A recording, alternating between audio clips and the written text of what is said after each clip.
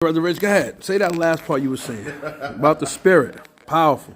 I was saying, I said I'm not really into following like church doctrine and things like that. I'm about the relationship, not about religion anymore.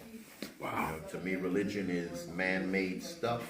Wow. The relationship is the relationship. Right. You know, so to me, it's about my walk. It's about holiness. Right. Wow. Living a way that God determines we're supposed to live. Right. So Right. I don't fall under whatever doctrine and things like that some people have. You know, Right. Like I said, we're supposed to follow the Spirit. Right. Right. Right. And if you look at the scriptures, what you know, how the Spirit leads one person is the way He leads that person. Right. Right. His Spirit may not, you know, the path that I have may not be the path for the next person. Right. Right. So, you know, to a degree, we can't expect everybody to be on the same path, the same. Right. Right. So, you know right. what I mean? Right. Right. You live your path walking as Jesus walked. Right. But your path is going to be yours. And the Holy Spirit is going to guide you through that. Mm. So it's a simple thing. Wow. You know, so I don't hold to, well, you know, the church name is this, that, or Right. whatever. Right. Right. Right. You know, Right. Right.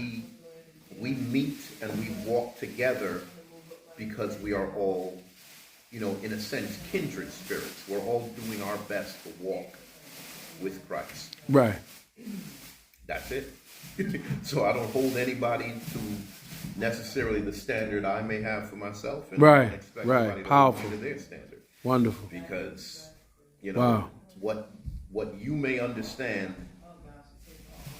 you know, as something that you can't do, the Spirit may be telling me that's what I need to do. Wow. Yep. That's why, like I said, I dug into Sabbath. Right. Nobody else in our church does Sabbath.